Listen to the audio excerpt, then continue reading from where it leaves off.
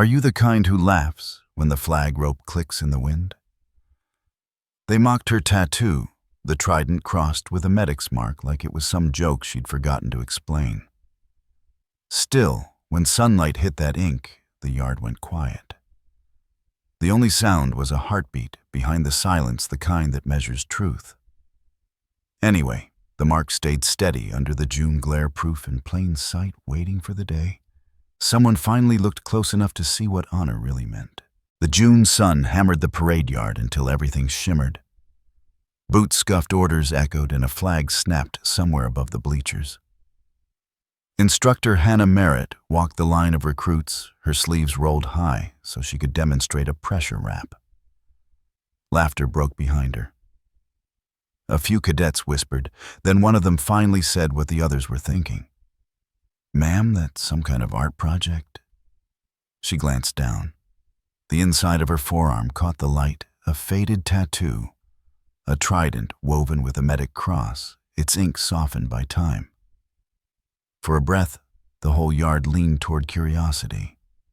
Lieutenant Danner smiled thinly, the kind of grin that carried rank instead of warmth. "Pretty art for a drill patch," he said, voice loud enough for the back row. No one laughed outright, but the sound rippled through them, Boots shifting a few nervous coughs. Hannah didn't answer. She crouched beside the dummy stretcher, tightened the strap that had slipped loose, and spoke as if nothing had happened. Reset. Patience breathing compromised. Start again. The cadence of command steadied the air. Her tone wasn't sharp. It was measured quiet enough that people had to listen. She moved through the motion herself, hands on gauze, shoulders squared, and every gesture carried that deliberate calm. Danner crossed his arms. "We run combat med drills here, not art therapy." "Then you'll appreciate precision, sir," she said softly, still working. The recruits hesitated, sensing the undertow in her calm. She tapped one cadet's elbow.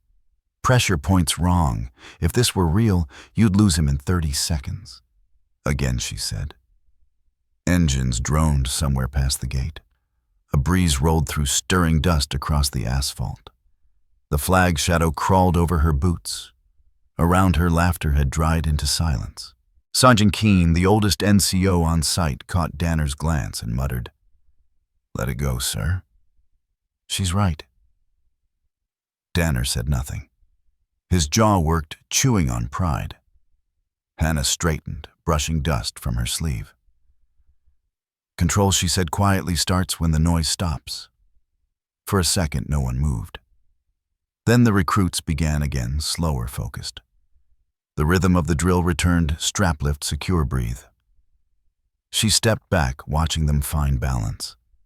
Sweat stung her eyes, but she didn't blink it away. It was only heat, nothing more. When the run ended, she nodded once. Better. Dismissed for water. The cadets filed out, murmuring under the hum of cicadas. Danner lingered near the bleachers, still pretending not to watch her. The sunlight caught the tattoo again, that intersection of the trident and the Red Cross line, and he frowned as if trying to place it. Keene followed his gaze. "You ever wonder where people earn their ink?" Danner shrugged. "If it mattered, she'd tell us." Keene's eyes narrowed. Maybe it already did. Hannah wiped her hands on a rag, gaze drifting toward the flagpole.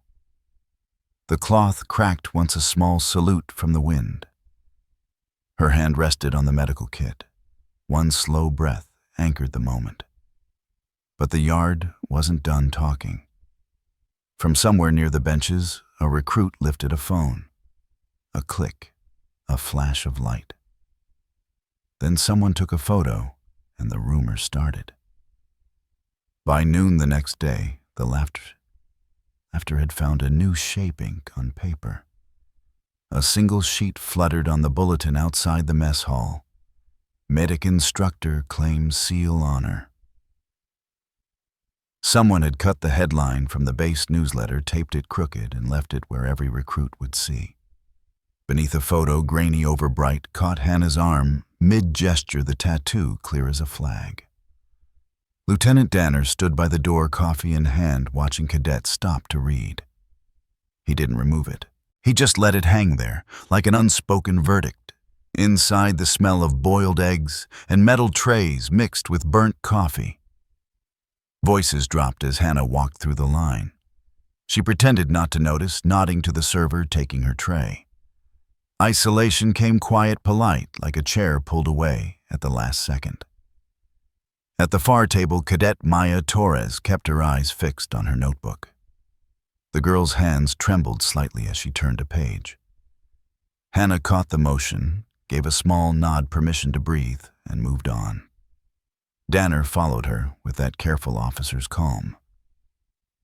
Nothing personal, Merritt. Just transparency. People talk when things look unverified. She set her tray down. Then, verify it, sir. He smirked. Already asked records. Funny thing, no SEAL medics listed under your name. Records can be incomplete. Or convenient. Sergeant Keene looked up from his seat near the window. You ever think, Lieutenant, that maybe some service doesn't need to be listed to count? Danner chuckled without humor. Or maybe some stories are just stories. He left the echo of his boots too crisp. For a while, the room hummed only with the scrape of forks. The radio above the serving counter sputtered out an old march tune from another decade, half static, half trumpet. May, the diner waitress, drafted to the base for lunch hours, wove through with her coffee pot. She refilled Keene's mug, then Hannah's. You all act like headlines tell the truth, May said, her accent soft as cotton. But I've seen better reporting on pie specials. Keene grinned. People forget silence can speak for itself. May handed him the bill with a wink. Still cheaper than therapy. The line drew a laugh from two tables over small neighborly, the kind that melted the tension without anyone admitting it. Hannah sipped her coffee. The steam curled around her face. She let it hide her expression for a moment. Resolve came in quiet doses, a breath, a choice not to explain. Keene leaned in.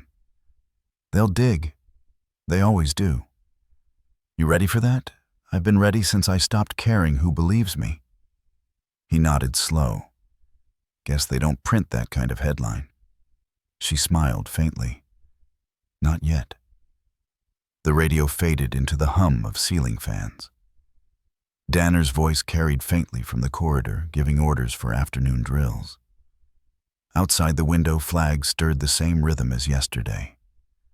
Maya Torres finally stood, walked past Hannah, and whispered, barely audible, "They're wrong." Hannah didn't turn. Then do better, Cadet.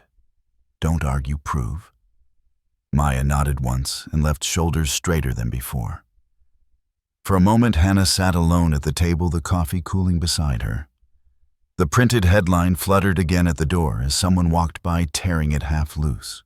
She reached for her tray, paused, then pressed the paper flat, smoothing the torn corner. Her thumb covered the word claims until only medic instructor. Honor remained. The air smelled of burnt coffee and disinfectant, ordinary grounding. She set the tray on the return rack and looked once more toward the bulletin. Still, someone knew where that mark came from. By late afternoon, the air over the base had turned heavy with heat and rumor. Sergeant Keene decided he'd had enough of both. Records room, he muttered, sliding his ID through the scanner. The lock clicked. The room smelled like paper and tired secrets. Rows of gray boxes lined the walls, some marked with tags older than the cadets themselves. Behind the counter, Ellie Finch, the base librarian, looked up from her monitor. Her glasses caught the light like twin flash bulbs. "You again," she said. "Let me guess, fishing for ghosts?" "Just facts," Keene answered. "Preferably the kind that shut people up." Ellie arched a brow.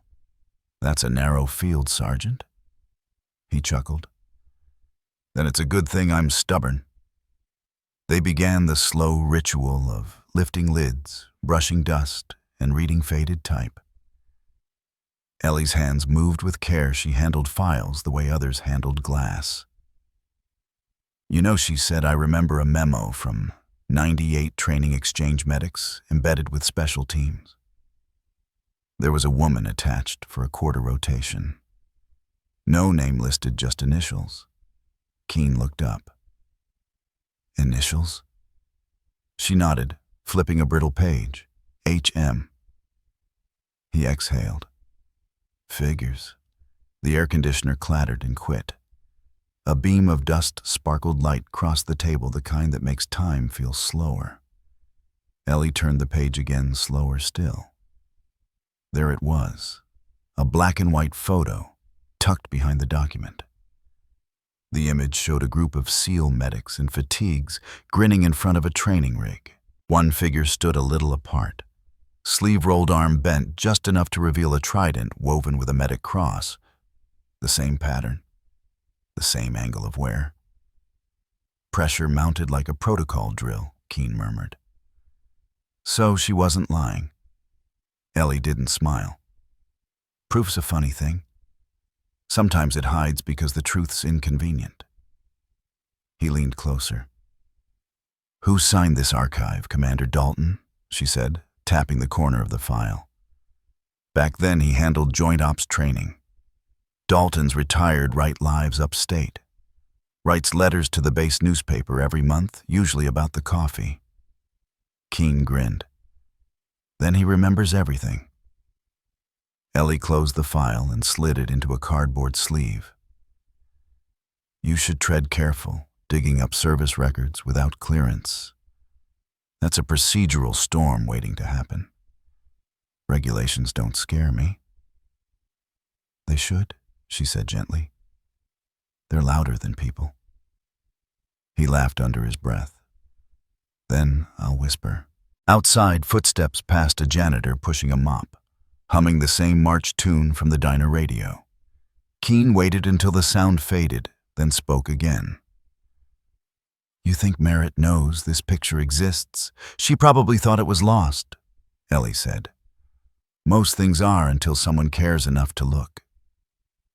Keene slid the photo into his pocket sleeve, careful not to crease it. "Then we just found her proof." Ellie hesitated. "Or her trouble." He smiled. "Both have the same address." For a moment, neither spoke. The sunlight shifted, landing on the file stamp in red ink, Archive 14B, as if marking it for witness. The echo of the stamp hitting paper seemed louder than it should have been, a single heartbeat in the silence. Ellie gathered her notes. "I'll log this as routine verification, nothing fancy." Keene nodded, his tone low. "Routine's good. Nobody questions routine." She looked up, expression softening. "Sergeant, watch your step." He tipped an invisible hat, the gesture half joking, half salute. "Always." The air seemed cooler as he left, though the hum of tension followed him down the hallway.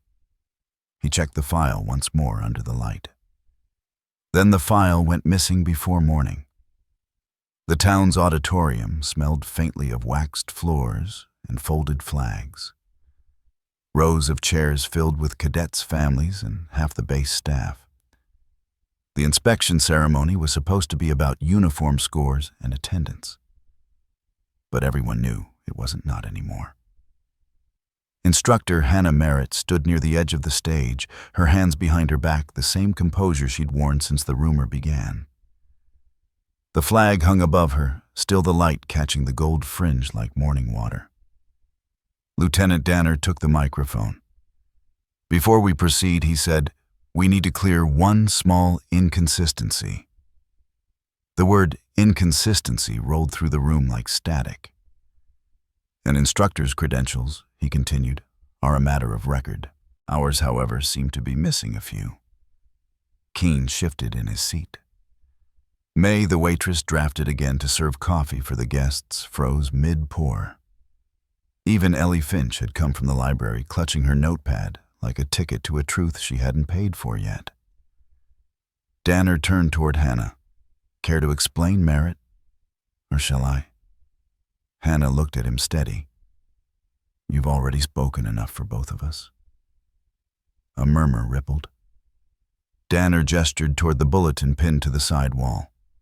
The faded headline still taped there. Medic instructor claims, SEAL honor claims, he said. Past tense, maybe? Keene stood up, voice rough. Sir, sit down, Sergeant. This isn't your stage. The air thickened. Someone coughed. The flag's shadow trembled over the wall. Then Hannah reached into her folder and pulled out a photo. The paper looked older than it should, edges soft from years in a box. She placed it on the podium so the front rows could see a black and white shot of a SEAL Team medic Trident ink just visible beneath the rolled sleeve. Her own tattoo mirrored it exactly. This, she said quietly, was taken during a joint ops rotation. Training medics for water extractions. I didn't talk about it because I wasn't supposed to. Classified rotation. Commander Dalton led the exercise. The name fell like a pin on a church floor. From the back row, a tall man in a civilian jacket, rose hair, silver frame, still military straight. Commander Reese Dalton. He walked slowly toward the stage shoes, echoing on the floor. Every eye followed every breath, waiting. He stopped in front of Danner, looked down at the photo, then up at Hannah's arm. Ma'am, he said, voice carrying more weight than rank, that mark isn't imitation. It's earned. Then, without a word more, he straightened heels together. His hand rose to his brow in a silent salute. Every sound in the auditorium folded into quiet. Every eye in the room pinned to that ink. Keene stood next his movement, unhurried. One by one, the others followed, cadet, staff, even May, in her coffee apron. Not clapping, not speaking, just standing. Hannah didn't move. She simply nodded once toward Dalton, acknowledging the salute without claiming it. The symbolism didn't need words recognition, without spectacle proof, without pride. Danner's jaw tightened. This isn't procedure, he muttered. Dalton lowered his hand. Neither is grace, he said. For a breath, that was the only sound. Then the flag shifted in the air conditioning, casting its shadow across the stage blue, over gold memory, over doubt. Keene broke the silence. Guess that's settled? May whispered to Ellie. Told you headlines get it wrong. Ellie smiled faintly. Still, it makes a better story now. The crowd eased back into its seats, the moment still hanging like the last chord of a hymn. Hannah exhaled, slow grounding herself in. In the ordinary, the scuffed floor, the smell of coffee, the hum of lights. Dalton stepped closer. You kept quiet longer than most could. It wasn't mine to tell, she said.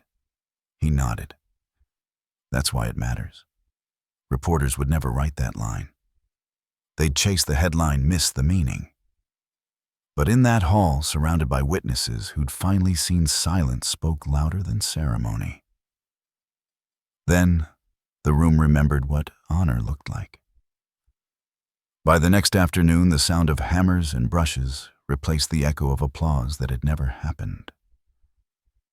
The cadets worked along the southern wall of the training yard, repainting the faded mural that had flaked under years of sun and wind. This time the design was new. At the center of the wall, above the blue waves and gold crest, they added a trident woven with a medic cross, the same symbol that once sparked laughter, now redrawn by careful hands. Instructor Hannah Merritt stood a few steps back, arms folded, watching the strokes fill in. Paint dripped, boots scuffed, and the quiet hum of teamwork replaced gossip. Sergeant Keene hauled another bucket toward the ladder, nodding to May, who was balancing a paper cup of lemonade. Turns out, he said, breathless, the loudest salute is the quiet one. May chuckled, pushing a strand of hair behind her ear. Don't let that get out, Sergeant. You'll ruin the whole reputation of noise. From the far end of the wall, Lieutenant Danner approached, carrying a can of primer. His sleeves were rolled, his usual crispness dulled by humility. He didn't say much, just set the can down beside Keen. "Appreciate the help," Keen said, half sincere. Danner nodded. "Figured I owed more than words." Hannah didn't respond, but she gave a single nod, the kind that meant forgiveness without ceremony. The sun sank lower, turning the concrete warm underfoot. Somewhere nearby, a radio played a slow country tune from the 80s, half melody, half static. The scent of paint and lemon cleaner drifted through the air. Maya Torres walked up, holding a small brush like it was something fragile. She hesitated before speaking. "Ma'am, I wanted to say I was wrong about the rumors." Hannah looked at her. "You don't owe me an apology, Cadet. You just owe yourself the truth." Maya nodded, then glanced at the symbol forming on the wall. "What does it mean?" "The trident and the cross." Hannah took a moment before answering. "It means strength that heals before it harms. It means duty that doesn't ask for thanks." Maya's eyes softened. "Then it suits you," Keen called from the ladder, careful with that brush, rookie. "You're painting history." "Just following your lead," Sergeant Maya said, smiling now. The laughter that followed was small, but it carried. It was the sound of something being mended. By late afternoon, the mural stood finished colors, sharp outline steady. The trident gleamed faintly in the low light, as if remembering its own journey. Danner stepped back beside Hannah. "Never thought I'd see that emblem again," he said quietly. "Some marks fade if you ignore them long enough," she replied. "Others just wait to be seen right." He nodded, his expression unreadable. "Dalton left this morning. Said he wanted no headlines, just peace." "Peace is underrated," Hannah said. Keen leaned against the fence, wiping sweat with a rag. "You think Command will approve the new design?" "They'll file it under morale improvement," Hannah said. "They always do when they don't know what else to call decency." May laughed. "Then let's call it that and clock out." The group gathered their tools, stacking brushes and lids, leaving the wall to dry under the amber light. The wind picked up, fluttering the drop cloths like flags. A long silence followed, not empty, just full of something unnamed. The kind of silence that comes after understanding settles deeper than words can reach. The last beam of sunlight hit the trident cross symbol, and for a second the paint shimmered like wet metal. Keen whistled low. "Looks official now." Hannah smiled faintly. It never needed to. They began to walk off the yard boots, crunching on gravel, leaving the mural behind, proof reborn, not in paper but in paint. The sky dimmed to a violet wash, the flag overhead snapping once in the wind. But the real frame was still empty. The library foyer smelled faintly of polish and paper, the kind of air that remembers things. Afternoon light fell across a single wooden frame, waiting under a thin white cloth. A small crowd had gathered, cadets, townsfolk, and a few veterans who still stood straight even in retirement. There were no speeches printed, no microphones waiting. Just quiet the way real respect sounds. Maya Torres stood beside the frame, hands clasped to keep them from shaking. Behind her, Hannah Merritt watched without ceremony, steady as ever. Librarian Ellie Finch cleared her throat. "This isn't a dedication," she said. "It's a reminder." Maya nodded. For everyone who had to prove it twice before anyone believed it once. She pulled the cloth. Beneath it hung the photo found in the archive, the SEAL medic team, the faint trident and medic cross on one sleeve. Next to it, the cadet's new sketch of the same symbol painted in fresh blue lines. The light caught on the ink, shimmering just long enough to bridge the years between rumor and truth. From the front row, Commander Dalton stepped forward. He wore no uniform, just a pressed jacket and quiet eyes. Reaching into his pocket, he unfolded a small note and pinned it beneath the frame. In his neat, deliberate script, it read, "Honor is earned in silence." The room didn't applaud. A chair creaked. The flag near the window moved just once, as if the air itself approved. Keene whispered to May, "Yeah, I guess that's the final salute." May smiled. "And the cleanest one, too." Maya looked at the photo again, at the tattoo on the medic's arm, and slowly lifted her hand in a small, uncertain salute. Across the foyer, Hannah returned it quiet, exact, and in that brief reflection of gesture, the circle closed. The tattoo, the salute, the silence, all pieces of the same legacy. Dalton watched them both. "That's how history should end," he said softly, without anyone needing to raise their voice. Hannah smiled faintly. "Then maybe it never ends. It just keeps teaching." People began to drift out. No one hurried. Even their footsteps seemed gentle, as if afraid to disturb the air. Maya lingered. "Ma'am," she said, "why not a ceremony? Real recognition." Hannah looked at the frame, because loud things fade. Torres, quiet ones stay. Outside, evening light spilled through the tall windows, landing across the wooden frame.